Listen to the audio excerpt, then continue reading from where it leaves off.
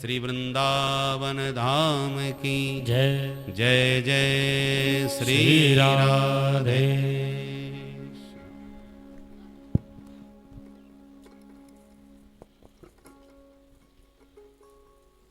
श्रीहरिं परमानंदम उपदेष्टारमीश्वरं व्यापकं सर्वलोकानां कारणं तन्नमाम्यहम्। प्रभुर्नंदकुमारो मे स्वामिनी वृषभानुजा कृतार्थोऽहं कृतार्थोऽहं कृतार्थोऽहं न संशयः। श्री वृंदावन बिहारी लाल की जय।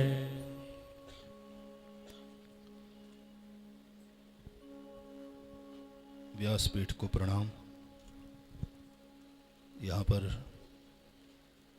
विराजमान सभी संत विभूति और भगवत गुण गायकों को सादर प्रणाम। आप सभी को प्रणाम।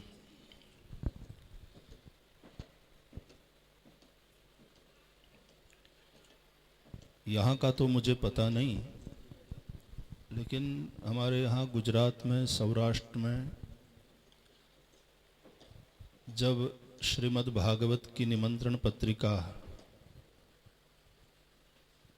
लोग भेजते हैं तो उसमें ऐसा लिखने की एक परिपाटी रही, परंपरा रही कि भाई पितरों के पुण्यार्थ श्रीमद् भागवत कथा का आयोजन हुआ है। आप सभी पधारें और श्रवण लाभ लें।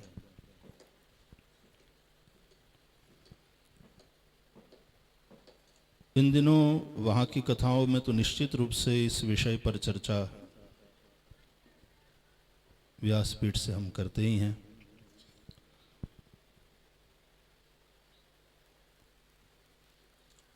हमको ऐसा लगता है कि पितरों के पुण्यार्थ कथा का आयोजन नहीं होता, पितरों के पुण्य से कथा का आयोजन होता। व्यास भगवान प्रमाण है, जन्मांतरे भवेत् पुण्यम तदा भागवतम लभेत। तो परंपरा से हमारे पुरखों के समय से जो जो सत्कर्म हुए हैं और प्रभु के चरणों में समर्पित किए गए हैं, उन सभी पुण्यों का पुंज जब परिपक्व होकर के फल देने के लिए प्रस्तुत होता है, तब श्रीमद् भागवत की प्राप्ति होती है।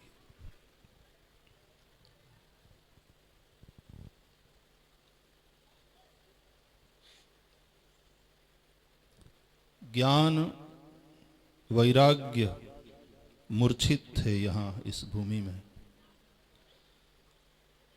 भक्ति महारानी तो पुनर्नवा हो गई, लेकिन दुखी थी भक्ति महारानी। और देव ऋषि नारद ने भक्ति मार्गी आचार्य को जो शोभा देने वाली प्रतिज्ञा है वो करी कि ज्ञान वैराग्य को जागृत करूंगा और ज्ञान वैराग्य समेत गेहे गेहे जने जने मैं तुम्हारी स्थापना करूंगा। और फिर जो महात्म्य में हम कथा सुनते हैं, सनत कुमारों ने उपाय देव ऋषि नारद को सुझाया है, मार्गदर्शन किया है और गंगा जी के तट पर कथा प्रारंभ हुई। महिमा का गायन हो रहा था सनत कुमारों के द्वारा। कथा गंगा जी के तट पर चल रही है। ये मूर्छित पड़े हुए हैं यमुना जी के तट पर। कथा की महिमा वहां गाई जा रही है और ये यहां जागृत हो गए। ज्ञान वैराग्य न केवल जागृत हुए, उनका बुढ़ापा